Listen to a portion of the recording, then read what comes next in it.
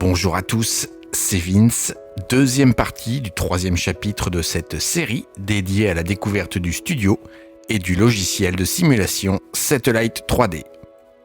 Nous avons vu tout d'abord la prise en main du logiciel, ensuite nous avons vu comment personnaliser le logiciel pour qu'il se rapproche le plus possible de notre environnement, nos flashs, leur puissance, la taille de la pièce, la couleur des murs, la couleur des fonds, vinyle ou papier.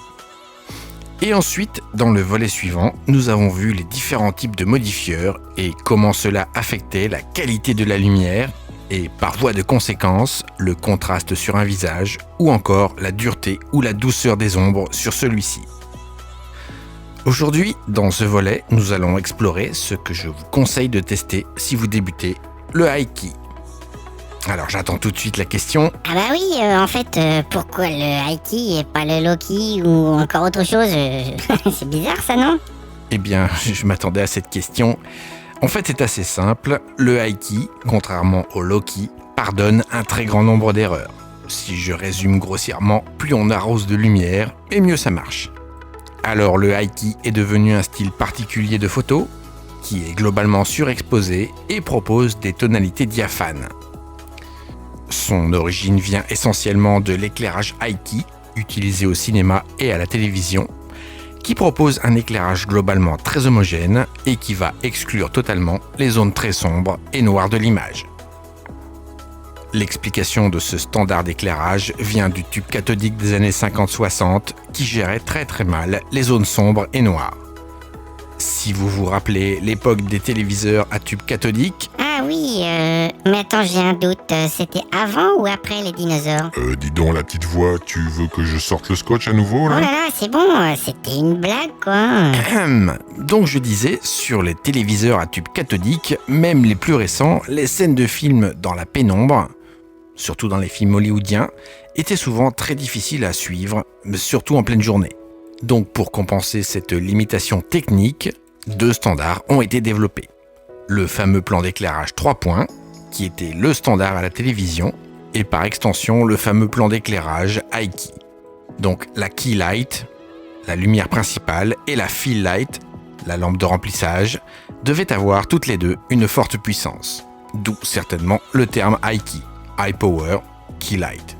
La lampe secondaire, la Fill Light, devait éclairer au maximum les zones d'ombre pour éliminer les zones sombres et noires. D'ailleurs, les sitcoms continuent encore aujourd'hui d'avoir cet éclairage très homogène, car il est acquis aujourd'hui que ce genre d'éclairage sans zone d'ombre était synonyme de bonne humeur, de légèreté et de joie. Je suppose que cette information sera utile par la suite. Je la note tout de suite sur mon calepin. Et comme la photo est étroitement liée au monde du cinéma, on a fini par pousser le concept de l'éclairage High-Key à l'extrême, pour presque faire disparaître les tons grisés de peau. Celle-ci devient blanche, avec très peu de relief, épurée au maximum, ce qui permet d'obtenir ce style particulier indémodable, le High-Key, bref, un classique. D'ailleurs, si l'on observe un histogramme de ce type de photo, celui-ci est assez typique et reconnaissable, tous les pixels sont plutôt portés sur la droite, voire sur l'extrême droite, et la moitié gauche est quasi vide. Alors avant d'aborder le comment obtenir cet effet, j'ai vu que la grosse voix avait noté que l'éclairage High-Key était communément devenu synonyme de bonne humeur, de légèreté, de joie ou de pureté. Effectivement, l'image obtenue est brillante, lumineuse, sans la moindre part d'ombre qui vient perturber cette lumière, cette bonne humeur, cette joie, cette pureté. Donc oui, je vais enfoncer le clou. Globalement, ce style va être parfait pour des photos pures, légères et joyeuses. Donc, dites-moi les petites voix, cela vous fait penser à quoi? Oh là là, c'est facile ça. L'amour, le mariage, les fiançailles, je sais pas, encore une naissance, un couple amoureux, ce genre de choses quoi. Oui, et si on veut extrapoler un petit peu le côté pureté, on peut même envisager peut-être le côté zen, épanoui, ou encore le bien-être en général. C'est bon, non? Oui, c'est tout à fait ça. Mais on peut aussi envisager des images beaucoup plus sombres et pessimistes, de personnes qui, par exemple, dépriment totalement et cherchent à s'effacer. Vous avez compris l'idée, s'effacer de la vie terrestre. Bon, c'est beaucoup moins joyeux, mais voilà, Tout est possible avec le Aiki. Oui, bah je préfère quand même la vision bisounours de tout à l'heure, hein, d'accord? Oui, moi aussi. Mais dis donc Vince, quelles sont donc les règles pour démarrer le Aiki? Eh bien, c'est assez simple, comme tout va être globalement blanc ou très clair, tout ce qui sera noir va immédiatement sauter aux yeux. Il faudra donc réserver ce noir, ce sombre, uniquement à ce que vous souhaiterez mettre en valeur sur votre image. Alors, comme d'habitude en photographie, il n'y a aucune règle obligatoire, mais pour commencer, ce point de départ est indispensable. Donc le premier point, le fond. Un fond blanc est bien sûr incontournable. Pour le modèle, l'idée va donc être de limiter les zones d'ombre et noir au maximum. Oui, enfin, sauf sur les éléments importants, si j'ai bien compris, non? Dans cet ordre d'idées, pour les vêtements, nous allons donc les préférer plutôt clairs. Nous pouvons même éviter les plis en utilisant des vêtements moulants, comme des t-shirts serrés, des bodys. Et pour les cheveux blonds feront parfaitement l'affaire pour le Aiki. Comme ils sont très clairs, ils vont se fondre très facilement dans le décor. Ouh là là, mais comment on fait pour des gens qui ont des cheveux sombres, châtains, noirs on va quand même pas leur mettre une perruque ou leur demander de faire une peinture quand même. Comment on fait dans ces cas-là? Non, effectivement. On va pouvoir les laisser libres. Donc ils vont créer une zone d'attraction assez massive, assez importante autour du visage. Votre image fera alors le focus sur le visage dans son ensemble de votre modèle. Mais vous pouvez également les attacher avec une queue de cheval toute simple. Ils apporteront ainsi moins d'ombre et c'est à mon sens le meilleur point de départ. Et si vous êtes véritablement gêné par ces cheveux sombres, nous n'allons pas les teindre bien sûr, nous allons pouvoir tricher en mettant soit un tissu, une étole, un foulard blanc sur ses cheveux et ainsi contourner le problème. Ah oui, bah c'est pas bête ça. Eh ben, je suis même sûr que j'y aurais pensé en fait. Et enfin, pour finir, si vous souhaitez que votre photo soit percutante et ne passe pas inaperçue, il va falloir avoir ces petites touches, ces petites zones noires pour contraster et attirer le regard. Là, je crois que je commence à comprendre. Donc là, on va pouvoir attirer le regard sur les yeux ou ce genre de choses, non? Tout à fait, le regard ou la bouche, ou les deux, c'est au choix. Donc pour les yeux, un coup de mascara et un contour des yeux bien appuyé avec un eyeliner assez dense. Le tour est joué. Des lunettes noires ou simplement des lunettes de vue avec une monture noire. Et enfin, pour les lèvres, pourquoi pas un rouge à lèvres très sombre. Ou encore quelques tatouages pour attirer le regard. Bref, vous déciderez avec votre modèle de ce qui est à mettre en valeur dans ce genre de photos. Oui, bah c'est bon, on papote, mais nous n'avons toujours pas parlé de l'éclairage. Est-ce qu'il faut un diffuseur spécial? Est-ce qu'il faut que je commence à investir dans du matériel particulier? Qu'est-ce qu'il faut pour faire du Aiki en fait? Eh bien, je pense que c'est une excellente occasion de réviser ce que nous avons vu dans le précédent épisode sur les diffuseurs, les modifieurs et sur la qualité de la lumière. Tout d'abord, l'ombre.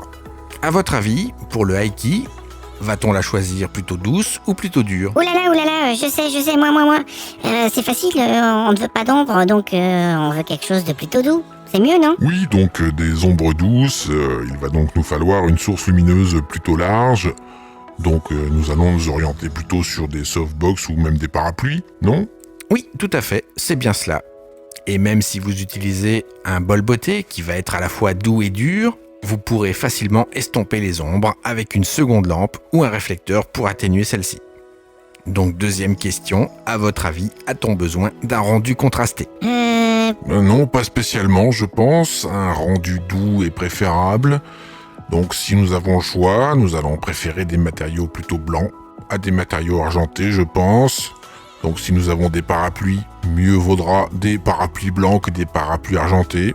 Tout à fait, là encore, il s'agira uniquement d'un choix artistique si vous souhaitez quelque chose de complètement effacé, lisse, donc plutôt des matériaux blancs, ou un visage avec un petit peu plus de contraste, donc là, des matériaux argentés.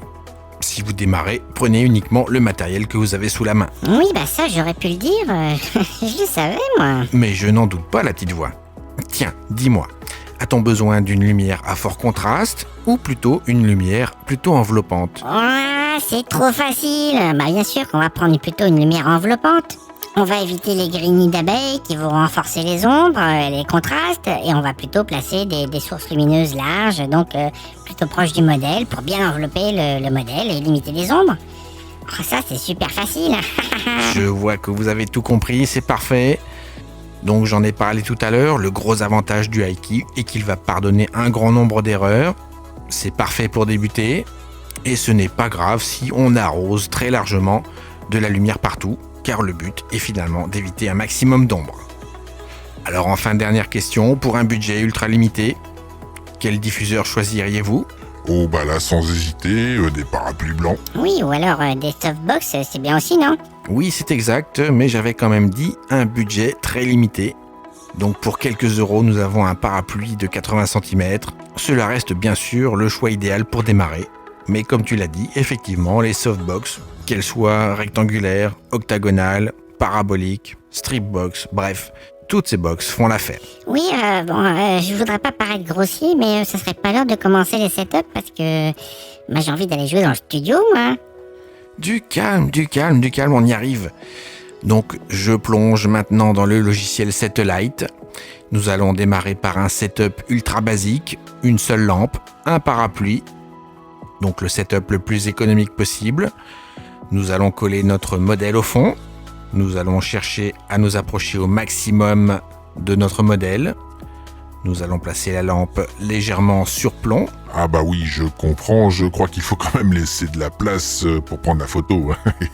Donc ce n'est peut-être effectivement pas le meilleur setup, mais c'est le plus simple et surtout le plus économique. Vous pouvez bien sûr remplacer ce parapluie par n'importe quelle softbox. Cela fera l'affaire. Nous allons maintenant passer à un deuxième setup. Nous allons y intégrer une deuxième lampe et pour le coup, 2 parapluies. Là encore, 2 softbox feront parfaitement l'affaire. Le concept est assez simple. Les 2 lampes sont placées de part et d'autre de l'appareil photo. Le modèle est toujours plaqué contre le mur ou le fond pour limiter les ombres et en même temps pour conserver le fond blanc. Le gros avantage de ce setup est qu'il va lisser les défauts de peau. Donc pour les peaux matures, creusées, toutes les rides vont s'estomper naturellement du fait du double éclairage. C'est un setup parfait pour les portraits de seniors, vous l'avez compris. Dis-moi Vince, on m'a déjà parlé du rétroéclairage pour le Aiki. Tu peux m'expliquer ce que c'est en fait ? Alors tu as tout à fait raison, on en parle sur le site de Profoto d'ailleurs, que vous avez certainement déjà vu si vous cherchez des setups de Aiki. Nous allons simplement, dans ce cas-là, utiliser une softbox, rectangulaire ou octagonale, comme fond blanc. Bref, le plus large le mieux. Oh là là, mais c'est super pratique, c'est une géniale idée ça. Attends, on va pouvoir se déplacer, aller n'importe où. En mariage, en anniversaire, et on n'aura même pas besoin d'emmener de fond blanc. C'est génial, j'adore cette idée, merci. Et ce n'est pas le seul avantage de cette technique, car nous allons aussi pouvoir apporter une deuxième source lumineuse, provenant donc de l'arrière. Et nous le voyons d'ailleurs très bien sur le site de Profoto, sur ce modèle. Le modèle est de profil, et nous voyons très bien sur les joues, sur les épaules, sur la poitrine, ce petit reflet supplémentaire qui est des plus intéressants. Non seulement il efface les ombres, mais il apporte une petite luminosité supplémentaire. Parfait pour le Aiki. Donc nous le voyons parfaitement bien ici, sur cette photo de Christophe, notre ami et collègue. Le rétroéclairage apporte des petits reflets, une lueur supplémentaire. J'oserais presque même dire que cela symboliserait presque une lumière intérieure qui viendrait de notre modèle en fait. Pourquoi pas. Et donc pour compléter cette lumière, ce rétroéclairage, nous allons pouvoir le compléter simplement par une lumière principale de face en surplomb.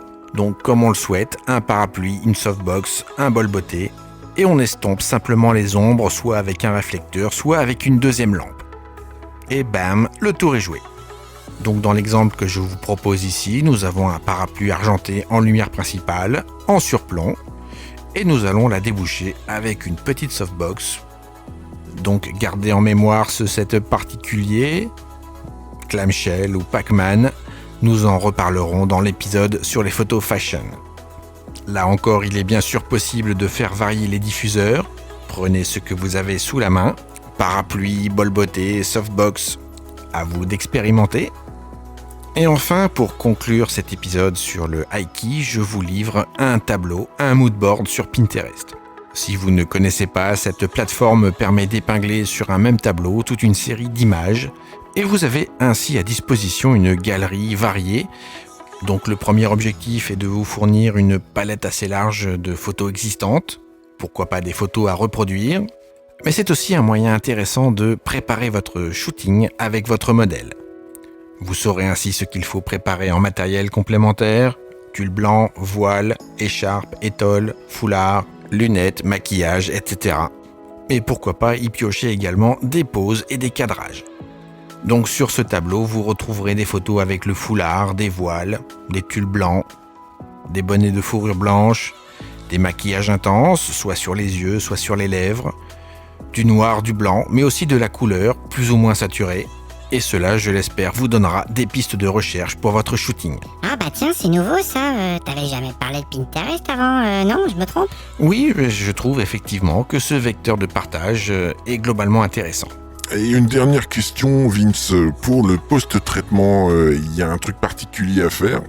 Alors oui, effectivement, et je ne vais pas approfondir en détail ce sujet dans cet épisode, mais avec l'outil courbe... Oh non, pitié, pas l'outil courbe, tout le monde parle de ça, c'est impossible, il y en a partout, Lightroom, Luminar, Photoshop, Affinity, Capture One, il est partout et tout le monde parle de ça, mais stop, arrêtez s'il vous plaît. Eh bien, tu as tort la petite voix, les courbes sont extrêmement faciles à appréhender. Et comme tu l'as dit, c'est un outil universel que l'on va retrouver dans tous les logiciels, que ce soit photo ou vidéo. Alors quel que soit le logiciel, le principe va être le même. Le principe est simple, nous n'allons pas toucher aux sombres, aux ombres, au noir. Nous allons donc placer un point ici pour les protéger et éviter que la courbe ne fasse bouger les valeurs dans cette zone.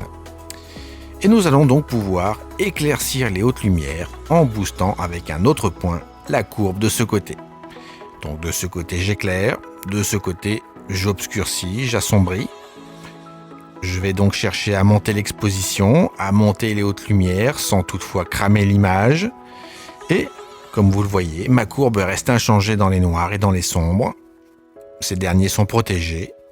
J'ai donc simplement, avec ces deux petits points, éclairci globalement mon image. Cela permet de faire un travail un petit peu plus fin qu'une simple surexposition. Donc voilà, sans rentrer dans des traitements complexes, c'est le premier réglage à effectuer après le module de développement bien sûr. Notez cependant que dans Luminar, donc ce concurrent de Lightroom, vous avez un filtre dédié au high key, donc je me permets de vous le présenter. Il permet de gérer cette surexposition, maîtrisée avec un simple slider, c'est on ne peut plus simple. Et vous pouvez rajouter en même temps ce léger flou typique de l'effet Orton, donc 2 clics et un effet maîtrisé en quelques secondes. Ah oui, j'aime beaucoup cette idée. Ah oui, c'est génial, clic et ça y est, j'ai réussi. Oh, comment je suis trop fort. Eh bien, je suis content que ça te fasse autant plaisir. Alors, les setups Satellite sont bien sûr téléchargeables directement. Je vous laisse expérimenter vos propres setups et je vous donne rendez-vous pour le prochain épisode. Ah oui, laisse-moi deviner, ça serait pas le Loki par hasard? Dis-moi, t'as jamais pensé à faire carrière dans le mentalisme?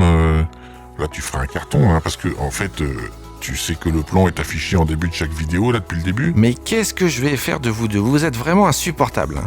Je crois que ce coup-ci, c'est moi qui vais chercher le scotch, là. Donc, je vous donne rendez-vous dans le prochain épisode, le Loki. C'était Vince.